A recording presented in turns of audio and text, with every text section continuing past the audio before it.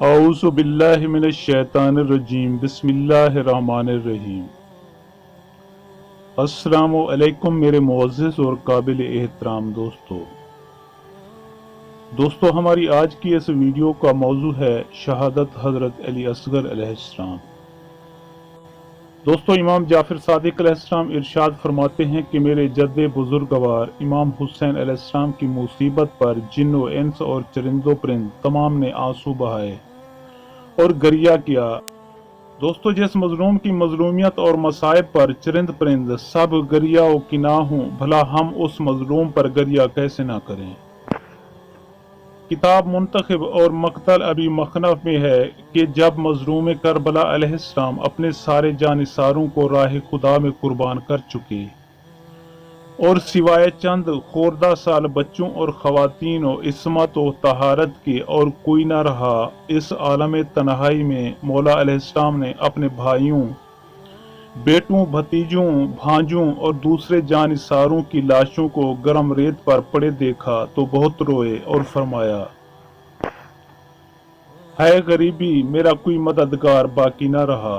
پس آپ خود اہل حرم سے وداع کے لیے آئے اور در خیمہ پر پہنچ کر آپ علیہ السلام نے فرمایا کہ اے میری بہن زینب و کلثوم علیہ السلام، اے سکینہ علیہ السلام، اے رباب علیہ السلام، میرا آخری سلام قبول کیجیے۔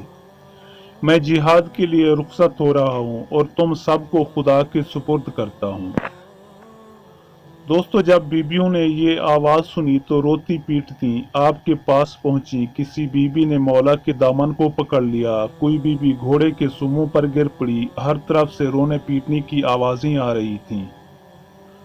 مظلوم کربلا علیہ السلام نے اپنی بہن زینب سلام اللہ علیہا کے قریب آئے اور کہا کہ اے بہن، میں اپنی قربانی پیش کرنے کے لیے جا رہا ہوں، لیکن اس شیر خوار حضرت علی اصغر کا رنگ شدت پیاس سے متغیر ہو رہا ہے، میں اس کے لیے پانی کی کوشش کرتا ہوں۔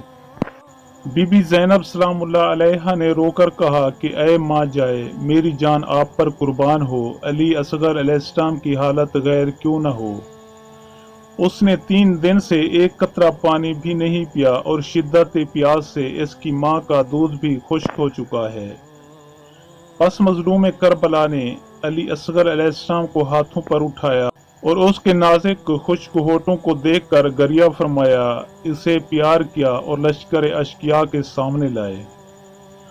آپ نے حضرت علی اصغر کو ہاتھوں پر اتنا بلند کیا کہ آپ کی بغلوں کی سفیدی نظر آنے لگی۔ پس آپ نے اتمام حجت کی خاطر لشکر کفار کو مخاطب کر کے فرمایا، اے اہل کوفہ و شام، کیا نبی آخر الزمان صلی اللہ علیہ وآلہ وسلم نے تمہیں وصیت کی تھی کہ میری اولاد کے ساتھ دشمنی کرنا اور انہیں ظلم و ستم سے شہید کرنا مقام حیرت ہے کہ تمہارے گھوڑے بھی پانی سے سیراب ہوں، کتے اور خنزیر بھی پانی پئیں، لیکن اولاد مصطفیٰ صلی اللہ علیہ وآلہ وسلم پیاسی رہے اور وضو کی بجائے تیمم سے نماز پڑھے۔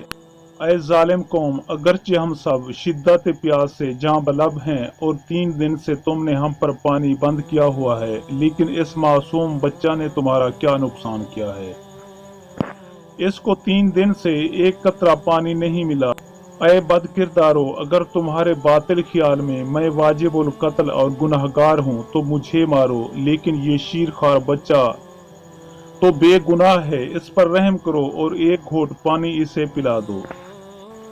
دوستو مقتل ابو مخنف میں ہے کہ ابھی مولا علیہ السلام اتمام حجت ہی کر رہے تھے کہ ایک ظالم نے ایسا زہر آلود تیر مارا کہ وہ حضرت علی اصغر کو ایک کان سے دوسرے کان تک ذبح کرتا ہوا گزر گیا۔ حضرت علی اصغر علیہ السلام باپ کے ہاتھوں پر تڑپے، باپ کی طرف دیکھا، تبسم کیا اور خالق حقیقی کی بارگاہ میں جا پہنچے۔ امام مظلوم علیہ السلام لاش علی اصغر علیہ السلام کو لے کر خیام میں آئے۔ جناب رباب علیہ السلام کے ہاتھوں پر حضرت علی اصغر کو رکھا اور کہا، رباب اس عظیم مصیبت پر صبر کرو۔ جناب رباب علیہ السلام اپنے ننھے بیٹے کے گلے سے خون صاف کرتی جاتی اور اس کے خشک لبوں پر बोसे देती और कहती कि अली असगर तेरी कमसनी पर किसी जालिम को रहम न आया। रावी कहता है कि जब मजलूम करबला अलैहिस्सलाम ने जनाब रबाब अलैहिस्सलाम का ये हाल देखा तो हजरत अली असगर को अपने हाथों पर उठाया, गंजे शोहदा में आए, पहलू से तलवार निकाली, एक छोटी सी कब्र खोदी, हजरत अली असगर को इस कब्र में लिटाया, उस चांद सी सूरत को खाक में छुपाने के बाद रोते हुए फरमाया कि ए नूरे नजर, ए अली असगर, जब तक जिंदा रहूंगा तेरी मजलूमियत पर रोता रहूंगा, यहाँ तक कि तेरे पास पहुंच जाऊं।